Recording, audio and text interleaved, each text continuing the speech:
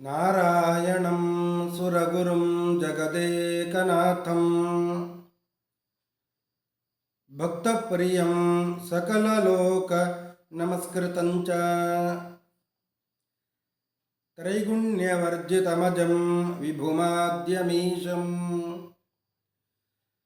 ವಂದೇ ಭವದ್ನಮರಾಸುರಸಿದ್ಧವಂದ್ಯಂ ನಾರಾಯಣಂ ನಮಸ್ಕೃತ್ಯ ನರಂ ಚೈವ ನರೋತ್ತಮಂ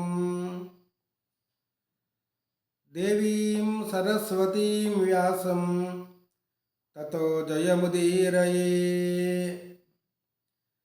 ಶ್ರೀ ಗುರುಭ್ಯೋ ನಮಃ. ಹರಿ ಓಂ.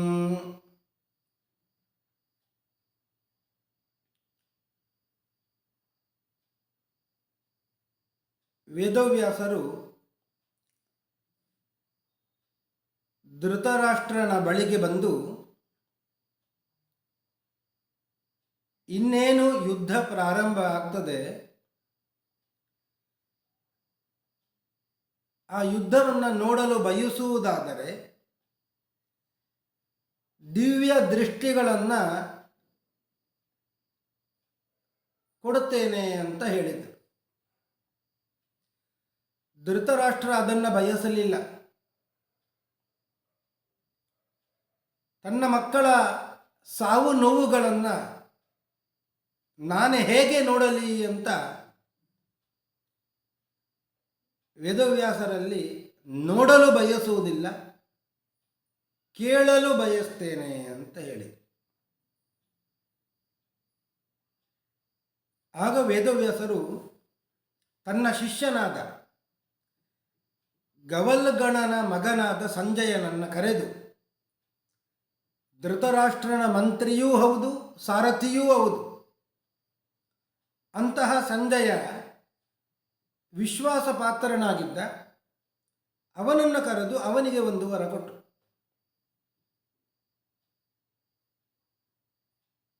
ಯುದ್ಧ ಭೂಮಿಯಲ್ಲಿ ಏನೆಲ್ಲ ನಡೀತದೆ ಎಲ್ಲವೂ ನಿನಗೆ ಗೋಚರ ಆಗ್ತದೆ. ಅಲ್ಲೇ ಇರು, ಎಲ್ಲೇ ಇರು, ನಿನ್ನ ಗೋಚರಕ್ಕೆ ಬರ್ತದೆ.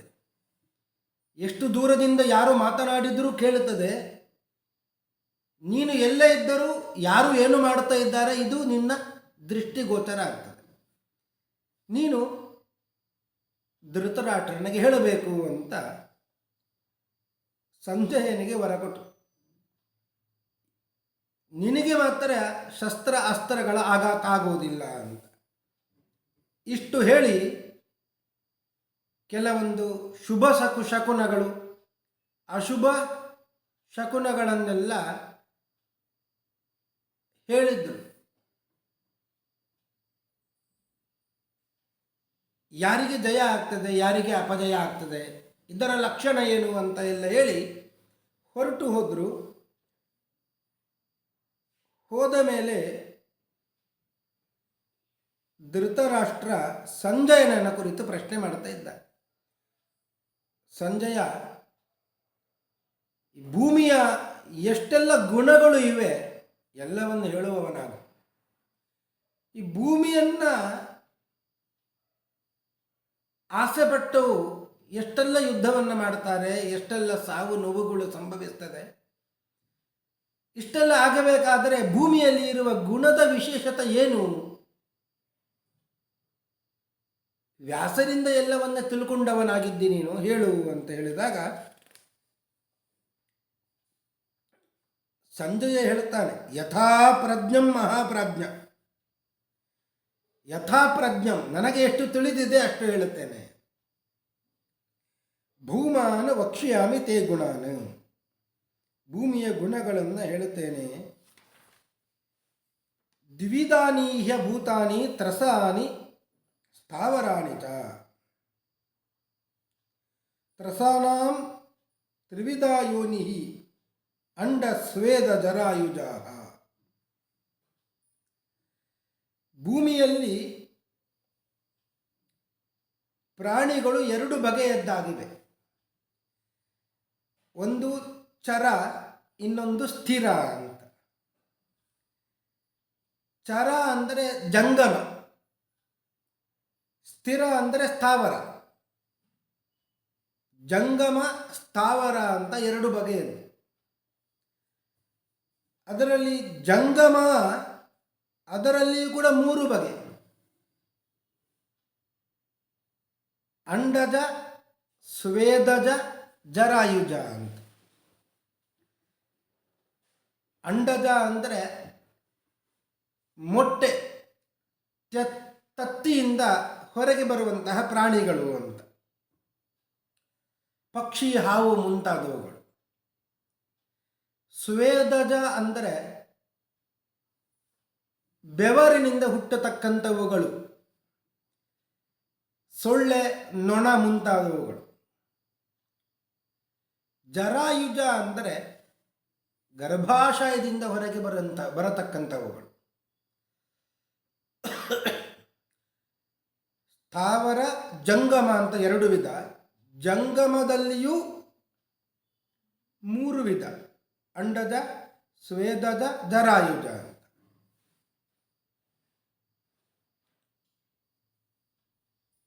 ರಸಾನಾಂ ಖಲು ಸರ್ವೇಷಾಂ ಶ್ರೇಷ್ಠಾ ರಾಜನ್ ಜರಾಯುಜ. ಈ ಜಂಗಮಗಳಲ್ಲಿ ಮೂರು ವಿಧ ಅಂತ ಹೇಳಿದರು. ಮೂರು ವಿಧದಲ್ಲಿಯೂ ಕೂಡ ಶ್ರೇಷ್ಠವಾದದ್ದು ಜರಾಯುಜ. ಗರ್ಭಾಶಯದಿಂದ ಹೊರಗೆ ಬರುವಂತಹ ಪ್ರಾಣಿಗಳು ಶ್ರೇಷ್ಠ. ಅದರಲ್ಲಿಯೂ ಕೂಡ ಮನುಷ್ಯರು ಮತ್ತು ಪಶುಗಳು ಶ್ರೇಷ್ಠ. ಯಾಕೆ ಅಂದರೆ ಜರಾಯುಜಗಳಲ್ಲಿ 14 ಬಗೆ ಇವೆ. ಅದರಲ್ಲಿಯೂ ಕೂಡ 7 ಗ್ರಾಮದಲ್ಲಿ ವಾಸ ಮಾಡತಕ್ಕಂಥವುಗಳು, 7 ಅರಣ್ಯದಲ್ಲಿ ವಾಸ ಮಾಡತಕ್ಕಂಥವುಗಳು. ಅರಣ್ಯವಾಸಿನಃ ಸಪ್ತೈಷಾಂ ಗ್ರಾಮವಾಸಿನಃ. ಅರಣ್ಯದಲ್ಲಿ ವಾಸ ಮಾಡತಕ್ಕಂತಹ ಪ್ರಾಣಿಗಳು ಯಾವುದೆಲ್ಲ 7 ಅಂದರೆ: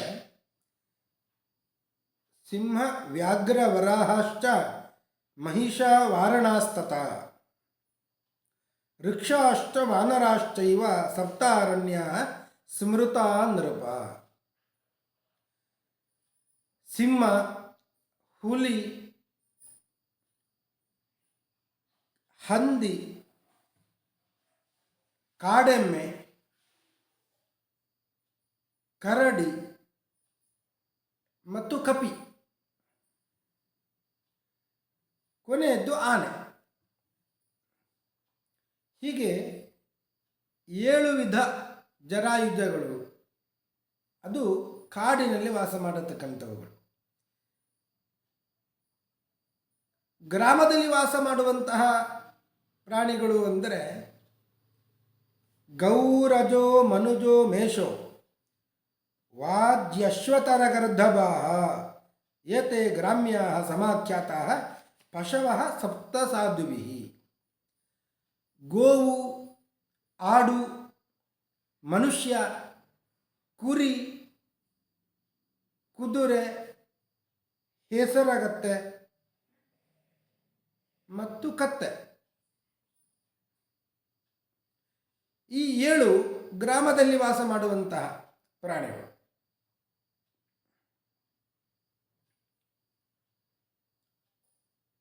ಗ್ರಾಮದಲ್ಲಿ ವಾಸ ಮಾಡತಕ್ಕಂತಹ ಪ್ರಾಣಿಗಳಲ್ಲಿ ಶ್ರೇಷ್ಠ ಯಾರು ಅಂದರೆ ಅದು ಮನುಷ್ಯರು. ಕಾಡಿನಲ್ಲಿ ವಾಸ ಮಾಡುವಂತಕ್ಕಂತಹ 7 ಬಗೆಯ ಪ್ರಾಣಿಗಳಲ್ಲಿ ಸಿಂಹ ಶ್ರೇಷ್ಠವಾದದ್ದು.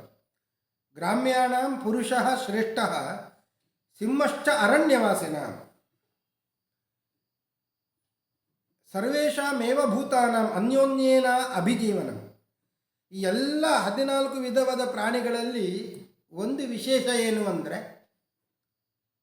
ಪರಸ್ಪರ ಒಂದನ್ನು ಆಶ್ರಯಿಸಿಕೊಂಡು ಒಂದು ಇವೆ ಅಂತ. ಯಾವುದೂ ಕೂಡ ಯಾವುದನ್ನು ಬಿಟ್ಟು ಇರಲಿಕ್ಕೆ ಸಾಧ್ಯ ಇಲ್ಲ. ಆಹಾರ ವಿಷಯದಲ್ಲಿ ಆಗಬಹುದು, ವಾಸ ಮಾಡುವ ವಿಷಯದಲ್ಲಿ ಆಗಬಹುದು, ಒಂದಕ್ಕೆ ಒಂದು ಆಹಾರ ಅಂತ. ಮನುಷ್ಯರು ಒಬ್ಬನೇ ಬದುಕಲಿಕ್ಕೆ ಸಾಧ್ಯವೇ ಇಲ್ಲ. ಎಲ್ಲರ ಉಪಕಾರವು ಮನುಷ್ಯನಿಗೆ ಬೇಕೇ ಬೇಕು. ಪರಸ್ಪರ ಅನ್ಯೋನ್ಯ ಆಶ್ರಯದಲ್ಲಿ ಇರತಕ್ಕಂಥವುಗಳು.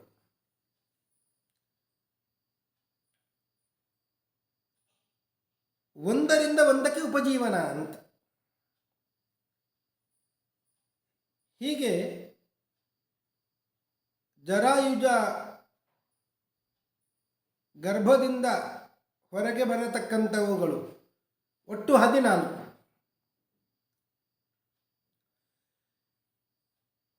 ಜಂಗಮ ಪ್ರಾಣಿಗಳಲ್ಲಿ 3 ಬಗೆ. 3 ಬಗೆಯಲ್ಲಿಯೂ ಕೂಡ ಜರಾಯುಜದಲ್ಲಿ 14 ಬಗೆ ಅಂತ ಹೇಳಿ.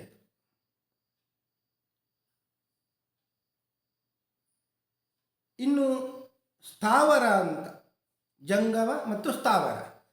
ಸ್ಥಾವರ ಪ್ರಾಣಿಗಳಲ್ಲಿ ಸ್ಥಾವರದಲ್ಲಿ 5 ಬಗೆ. ಉದ್ಭಿಜಾ ಸ್ಥಾವರ ಪ್ರೋಕ್ತ. ಸ್ಥಾವರ ಅಂದರೆ ಏನು? ಉದ್ಭಿಜಾ, ಭೂಮಿಯನ್ನು ಒಡೆದುಕೊಂಡು, ನೆಲವನ್ನು ಒಡೆದುಕೊಂಡು ಸೀಳಿಕೊಂಡು ಮೇಲೆ ಬರುವಂಥವುಗಳು ಸ್ಥಾವರ ಅಂತ. ಅದಕ್ಕೆ ಉದ್ಭಿಜ ಅಂತ ಹೇಳುತ್ತಾರೆ. ತೇಷಾಂ ಪಂಚೈವ ದಾತಯ. ಅದರಲ್ಲಿ 5 ಬಗೆ. ಭೂಮಿಯನ್ನು, ನೆಲವನ್ನು ಒಡೆದುಕೊಂಡು ಬರುವಂತಹವುಗಳಲ್ಲಿ 5 ಬಗೆ ಇದೆ. ವೃಕ್ಷ, ಗುಲ್ಮ, ಲತಾವಲ್ಯ, ಸ್ತೊಕ್ಸಾರ, ಸ್ತೃಣಜಾತಯ. ಒಂದು ವೃಕ್ಷ ಭೂಮಿಯನ್ನು ಸೀಳಿ ಬರುವಂಥದ್ದು. ಇನ್ನೊಂದು ಗುಲ್ಮ. ಗುಲ್ಮ ಅಂದರೆ ಈ ಜೊಂಡು ಹುಲ್ಲು ಮೊದಲಾದವುಗಳು. ಲತಾ, ಲತಾ ಅಂದರೆ ಬಳ್ಳಿ, ಅಮೃತ ಬಳ್ಳಿ, ವೀಳ್ಯದೆಲೆ ಬಳ್ಳಿ, ಇದೆಲ್ಲ. ವಲ್ಲಿ ಅದೊಂದು ಬಳ್ಳಿ. ವಲ್ಲಿ ಅಂದರೆ ಈ ಕುಂಬಳಕಾಯಿ ಮತ್ತು ಸೌತೆಕಾಯಿ ಆಗುವಂತಹ ಬಳ್ಳಿಗಳು, ಇದು ವಲ್ಲಿ. ತೊಕ್ಸಾರಹ, ಬಿದಿರು ಮೊದಲಾದವುಗಳು. ತೊಕ್ಸಾರಹ, ಬಿದಿರು ಮುಂತಾದವುಗಳು. ಇವುಗಳು ಹುಲ್ಲಿನ ಜಾತಿಗೆ ಸೇರುವಂಥವುಗಳು. ತೊಕ್ಸಾರಹ ತೃಣಜಾತಯ. ಒಟ್ಟಾರೆಯಾಗಿ 5 ಬಗೆ: ವೃಕ್ಷ, ಗುಲ್ಮ, ಲತಾ, ವಲ್ಲಿ ಮತ್ತು ತೊಕ್ಸಾರ ಅಂತ.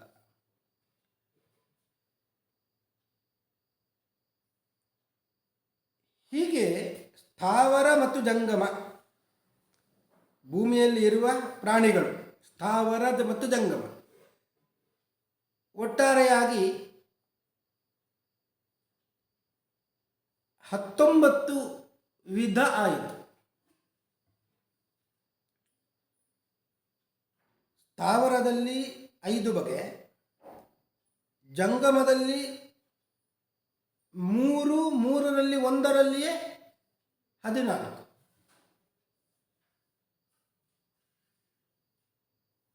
ಅಂಡಜ ಮತ್ತು ಸ್ವೇದಜ. ಈ ಅಂಡಜ ಮತ್ತು ಸ್ವೇದಜ, ಸ್ವೇದಜ ಅದು ಸ್ಥಾವರದಲ್ಲಿಯೇ ಸೇರಿಬಿಡುತ್ತದೆ.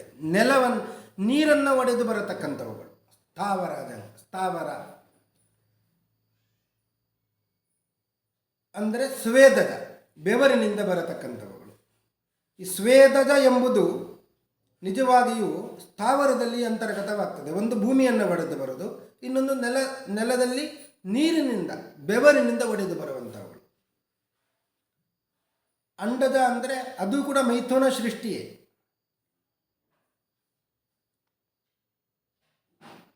ಆದ್ದರಿಂದ ಅದು ಜರಾಯುಜದಲ್ಲಿ ಅಂತರ್ಗತವಾಗಿ ಬಿಡುತ್ತದೆ. ಅಂತೂ ಒಟ್ಟು ಎಷ್ಟು ಬಗೆ ಅಂದರೆ ಸ್ಥಾವರ ಜಂಗಮ ಸೇರಿ 19 ಆಯಿತು. ಇನ್ನು 5 ಅದು ಪಂಚಭೂತಗಳು.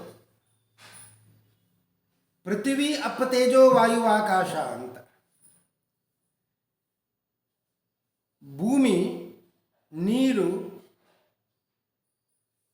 ಬೆಂಕಿ, ಗಾಳಿ, ಆಕಾಶ, ಈ 5 ಪಂಚಭೂತಗಳು.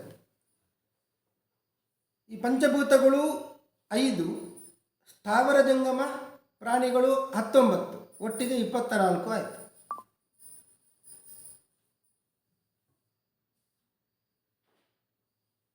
ಈ ಪಂಚಭೂತಗಳಲ್ಲಿ ಒಂದು ವಿಶೇಷ ಏನು ಅಂದರೆ, ಆ ಪಂಚಭೂತಗಳಿಗೆ ಒಂದು ಗುಣ ಇದೆ. ಶಬ್ದ, ಸ್ಪರ್ಶ, ರೂಪ, ರಸಗಂಧ ಅಂತ. ಆಕಾಶದಿಂದ ಶುರು ಮಾಡಿದರೆ ಪಂಚಭೂತಗಳನ್ನು, ಆಕಾಶಕ್ಕೆ ಒಂದೇ ಗುಣ. ಅದಕ್ಕಿಂತ ಮೇಲೆ ಹೋಗ್ತಾ ಇದ್ದಾಗೆ 2, 3, 4, 5 ಗುಣಗಳು ಒಂದೊಂದು ಹೆಚ್ಚಾಗುತ್ತಾ ಹೋಗ್ತದೆ. ಈಗ ಭೂಮಿಯನ್ನು ನೋಡಿದರೆ ಭೂಮಿಗೆ ಗುಣ ಎಷ್ಟು ಅಂದರೆ 5. ಶಬ್ದ, ಸ್ಪರ್ಶ, ರೂಪ, ರಸಗಂಧ, ಈ 5 ಕೂಡ ಭೂಮಿಯಲ್ಲಿ ಇವೆ.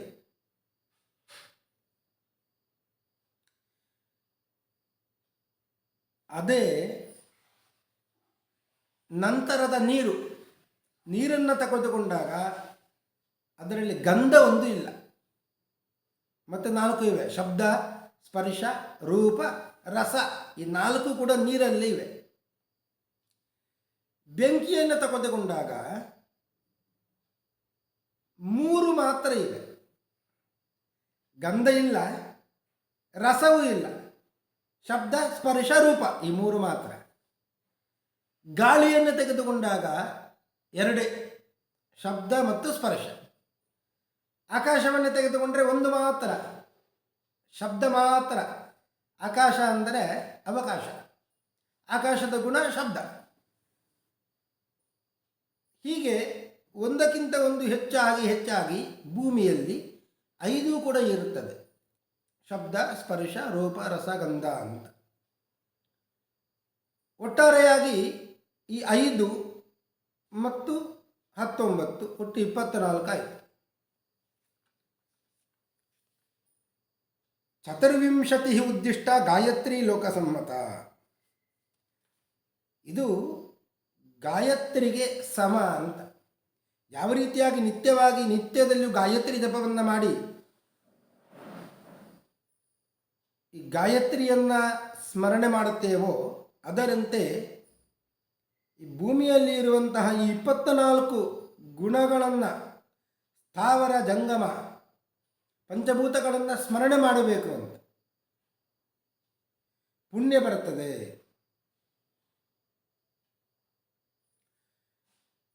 ಯಾವ ರೀತಿಯಾಗಿ 24 ಅಕ್ಷರವುಳ್ಳಂತಹ ಗಾಯತ್ರಿಯನ್ನು ಸರಿಯಾಗಿ ತಿಳಿತಾರೋ ಅದೇ ರೀತಿಯಾಗಿ ಈ 24 ಬಗೆಯನ್ನು ತಿಳ್ಕೊಳ್ಳಬೇಕು. ಭೂಮೌ ಹಿ ಜಾಯತೆ ಸರ್ವಂ, ಎಲ್ಲವೂ ಕೂಡ ಭೂಮಿಯಲ್ಲೇ ಹುಟ್ಟುವಂಥದ್ದು, ಭೂಮಿಯಲ್ಲಿಯೇ ನಾಶವನ್ನು ಹೊಂದುವಂಥದ್ದು. ಭೂಮೌ ಸರ್ವಂ ಪ್ರಣಶ್ಯತಿ, ಭೂಮಿ ಪ್ರತಿಷ್ಠಾಭೂತಾನಂ. ಆದ್ದರಿಂದಲೇ ಎಲ್ಲದಕ್ಕೂ ಆಶ್ರಯ ಯಾವುದು ಅಂದರೆ ಭೂಮಿ. ಭೂಮಿರೇವ ಪರಾಯಣಂ. ಆದ್ದರಿಂದ ಶ್ರೇಷ್ಠವಾದ ಆಧಾರ, ಶ್ರೇಷ್ಠವಾದದ್ದು ಯಾವುದು ಅಂದರೆ ಈ ಭೂಮಿ. ಧೃತರಾಷ್ಟ್ರ ಭೂಮಿಯ ಗುಣಗಳು ಏನು ಅಂತ ಕೇಳ್ತಾ ಇದ್ದ. ಯಾಕಾಗಿ ಈ ಭೂಮಿಯನ್ನು ಆಳುವವರ ಅಧೀನ ಇದು ಆಗ್ತದೆ. ಆದ್ದರಿಂದಲೇ ಎಲ್ಲರೂ ಕೂಡ ಭೂಮಿ ಬೇಕು ಅಂತ ಆಸೆ ಪಡುತ್ತಾರೆ. ಎಲ್ಲದಕ್ಕೂ ಆಧಾರ ಈ ಭೂಮಿ. ಎಲ್ಲರಿಗೂ ಭೂಮಿಯೇ ಬೇಕು. ಯಾರು ಭೂಮಿಯ ಒಡೆತನವನ್ನು ಇಟ್ಟುಕೊಳ್ಳುತ್ತಾರೋ ಅವನೇ ರಾಜ. ಆಗ ಈ ಎಲ್ಲ ಗುಣಗಳು ಕೂಡ ರಾಜನ ಹಿಡಿತದಲ್ಲಿ ಇರುತ್ತದೆ. ಸ್ಥಾವರ ಜಂಗಮ ಎಲ್ಲರೂ ಕೂಡ ರಾಜನ ಅಧೀನ ಅಂತ. ಆದ್ದರಿಂದಲೇ ಇಂತಹ ಗುಣಗಳುಳ್ಳ ಭೂಮಿ, ಅದನ್ನು ಬಯಸುವವ ರಾಜ. ಆದ್ದರಿಂದಲೇ ಈ ಭೂಮಿಗಾಗಿ ರಾಜನಾದವ ಯುದ್ಧ ಮೊದಲಾದವುಗಳನ್ನೆಲ್ಲ ಮಾಡುತ್ತಾನೆ. ರಾಜ ಅಂತ ಅಲ್ಲ, ಎಲ್ಲರೂ ಕೂಡ ಭೂಮಿಯ ಮೇಲೆ ಆಸೆ ಪಡುವವರೇ. ತತ್ರಾಭಿಗೃದ್ಧ ರಾಜಾನೋ ವಿನಗ್ನಿಂತೀತೇತರೆ ಇತರೇತರಂ ಪರಸ್ಪರ ಒಬ್ಬರನ್ನೊಬ್ಬರು ಕೊಲ್ಲುತ್ತಾರೆ ಅಂತ ಈ ಭೂಮಿಗಾಗಿ. ಭೂಮಿಯ ಸಂಬಂಧವಾಗಿ ಪರಸ್ಪರ ಒಬ್ಬರನ್ನೊಬ್ಬರು ಕೊಲ್ಲುತ್ತಾರೆ. ಈ ರೀತಿಯಾಗಿ ಸಂಜಯ ಭೂಮಿಯ ಗುಣಗಳನ್ನು ಧೃತರಾಷ್ಟ್ರನಿಗೆ ತಿಳಿಸಿದ ಎಂಬಲ್ಲಿಗೆ ಇವತ್ತಿನ ಈ ಉಪನ್ಯಾಸವನ್ನು ಮುಗಿಸ್ತಾ ಇದ್ದೇನೆ. ಶ್ರೀ ಕೃಷ್ಣಾರ್ಪಣಮಸ್ತು.